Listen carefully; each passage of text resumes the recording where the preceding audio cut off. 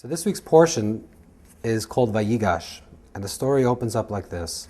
Vayigash Elav Yehuda, Judah approaches Joseph. Vayomer bi Adoni, he says, "Please, my Lord, let me speak to you. Vayicha apcha b'avdecha, do not become angry with me. Ki kamocha kefaro, because you are like Pharaoh." And the story is basically that Joseph is sold into slavery, and Joseph finally becomes the vizier, the second in command in Egypt. And his brothers come down to Egypt, and they're accused of being spies. And Joseph is putting them through these many trials and tribulations. And at this point, it seems as if Yehuda had enough. Judah, he's the head of the tribes. He comes in front of Joseph and he says, "Enough is enough. And, we came innocently just to get food, and you claim that we're spies. We need our brother back, and let's go back to our home." And at this point, Joseph says, the Torah tells us, Yosef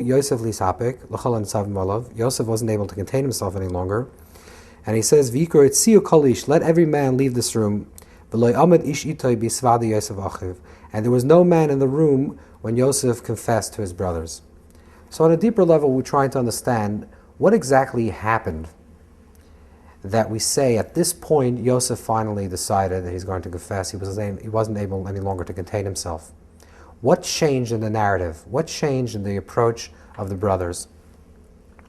So on a deep level, we have to understand that the issue here is about an encounter, a true encounter. How does one human being encounter another human being?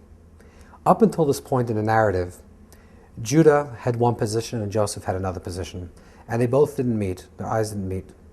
They each had what they wanted, and they were stuck in their own little small narrative. When Yosef puts the brothers through these trials and these tribulations and suspects them of being spies, he finally breaks down their ego, their small story, their small narrative.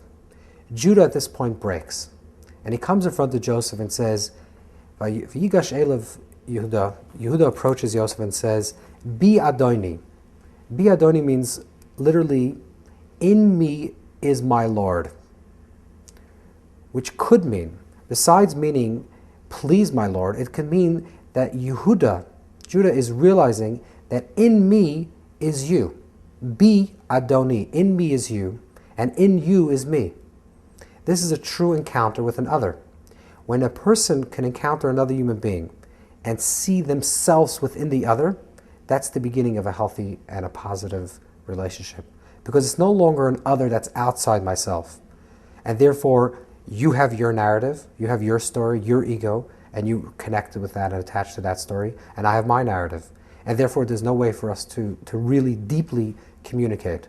But when Yehuda is broken to the extent that he lets go of his ego, and he can see within Joseph himself, he can see a part of himself within Joseph, and Joseph within himself, then he can have a true encounter with Joseph. And this is what the Torah continues and says, V'loi yachol Yosef listapek. Yosef can no longer contain himself, because at this point there was a real encounter between Judah and Joseph. V'loi amad ish. There was no longer any man in the room when Joseph and Yehuda encountered each other with the tribes. So the Zohar says in this verse that, what does it mean that there was no longer a man? There are men. So Judah was there and Joseph was there. So what does it mean there was no longer a man that was standing in the room? What this deeply means is that they were no longer an ish. They transcended their ish, their ego, their story, their narrative.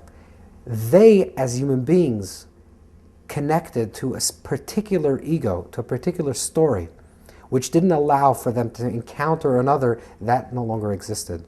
And when there was no longer an ish, there was no longer that ego, and there was that healthy relationship between finding another person, not just as an other, but finding something similar within yourself, similar to the other, then there can be a genuine encounter between these two brothers. And this is a very good, strong principle in terms of any type of relationship.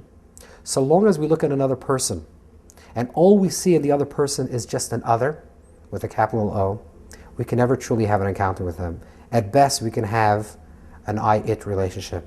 We can just use them and they can just use us. The moment we can see ourselves within them and we can see them within ourselves, we can have a genuine encounter between two human beings.